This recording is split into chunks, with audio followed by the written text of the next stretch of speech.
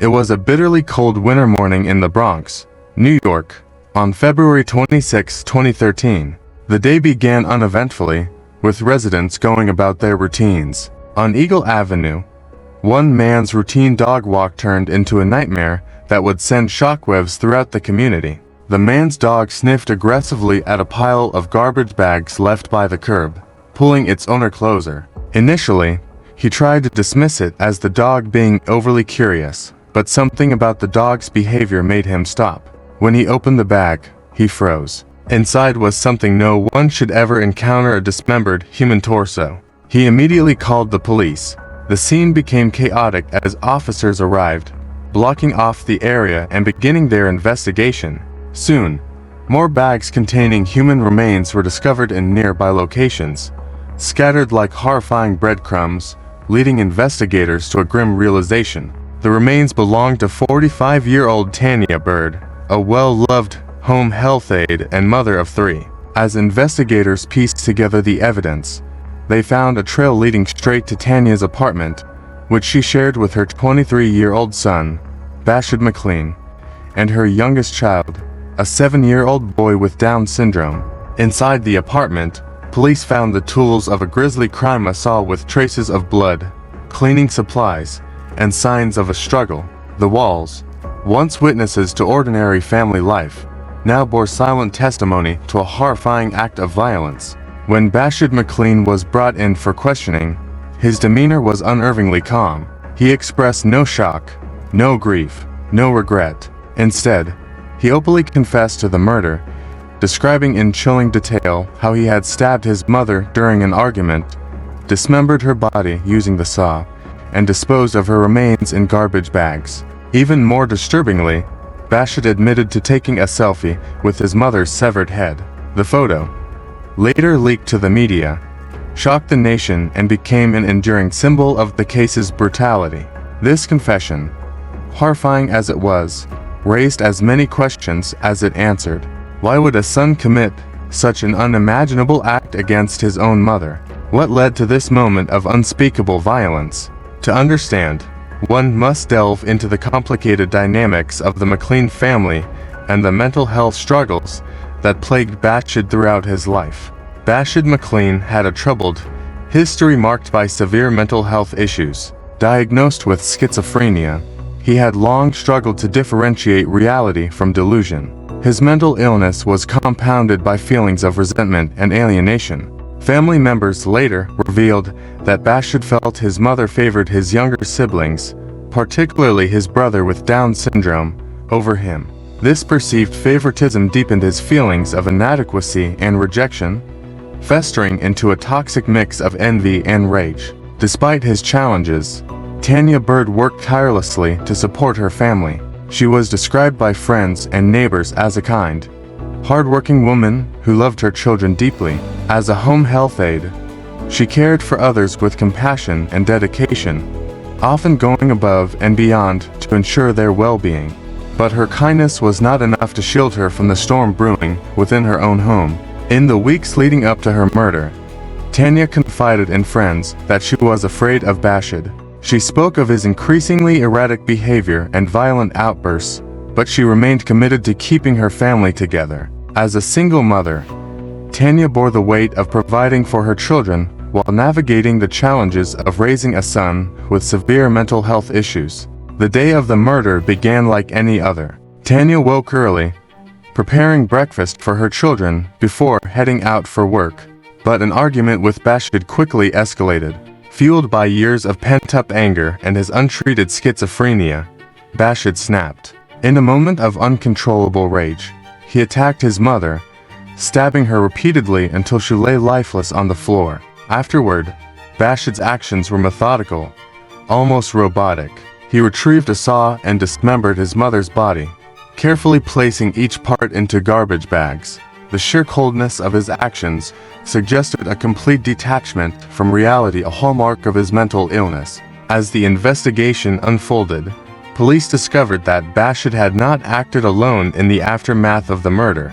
William Harris, a friend of Bashad's, was arrested for helping to dispose of Tanya's remains. Harris later claimed that he had been coerced into assisting, but his involvement raised troubling questions about the influence of Bashid's social circle and the extent to which others may have enabled his behavior.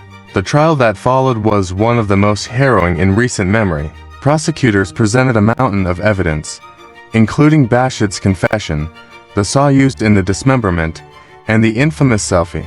The jury heard from forensic experts, mental health professionals, and family members, each shedding light on different aspects of the case. The defense argued that Bashid's schizophrenia rendered him incapable of fully understanding his actions. They pointed to his history of hospitalizations, his delusions, and his erratic behavior as evidence of his diminished capacity. But the prosecution countered that Bashid had acted with intent, planning and executing the crime in a way that demonstrated a clear understanding of right and wrong. Ultimately, the jury found Bashid McLean guilty of second-degree murder. He was sentenced to 25 years to life in prison, a punishment that many felt was both necessary and tragic. Bashid's incarceration marked the end of a harrowing chapter for the Murd family, but it did little to ease the pain of their loss. For Tanya's surviving children, the aftermath of the crime was a time of profound grief and reflection. Her daughter, Portia Levitt, became an outspoken advocate for mental health awareness, sharing her family's story in the hope of preventing similar tragedies. She described her mother as a selfless woman who had devoted her life to caring for others, even as she struggled to manage the challenges within her own home. The case also sparked broader conversations about the intersection of mental health and the criminal justice system. Advocates called for greater investment in mental health services, arguing that early intervention could have prevented the tragedy. Others highlighted the need for better support for families dealing with mental illness, pointing out that Tanya had nowhere to turn when her son's behavior became unmanageable. Today, Tanya Murd's story remains a haunting reminder of the fragility of human relationships and the devastating consequences of untreated mental illness. It is a story of love and loss, of a family torn apart by forces beyond their control, and of a society that must do more to protect its most vulnerable members. The tragic events of February 26, 2013 will forever be etched in the memory of the Bronx community. Tanya's death was a preventable tragedy, one that underscores the urgent need for compassion, understanding, and action. As we reflect on her life and legacy, let us remember the importance of supporting those who struggle, so that no other family must endure the pain that hers has suffered. As the days turned into weeks after Tanya Murd's tragic death, the Bronx community grappled with the raw reality of what had unfolded.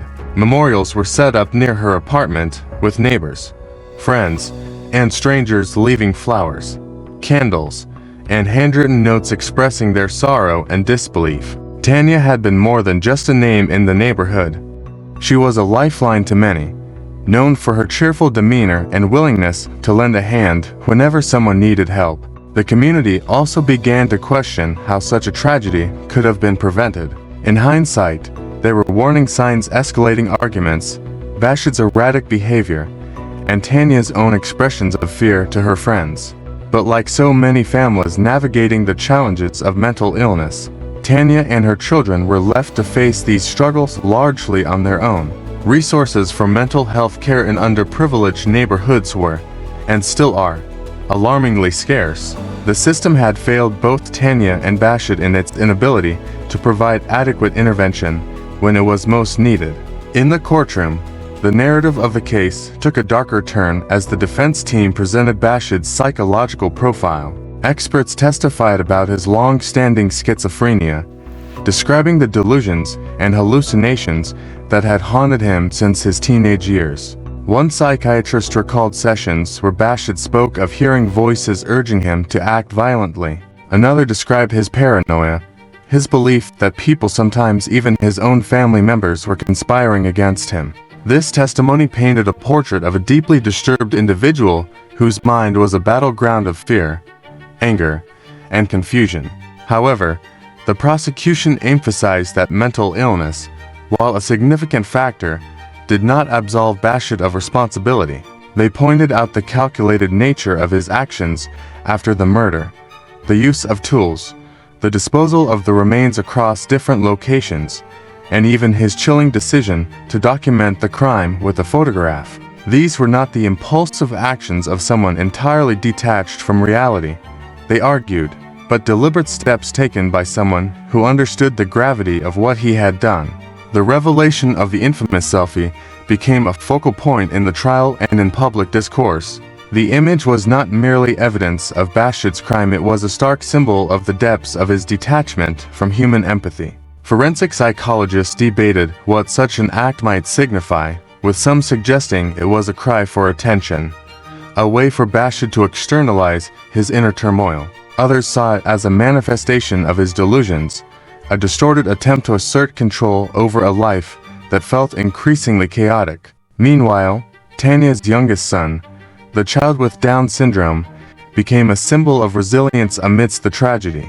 Extended family members stepped in to provide care and stability for him, ensuring that he would be shielded from the details of what had happened. Social workers and community organizations rallied around him, offering resources and support to help him navigate the challenges ahead.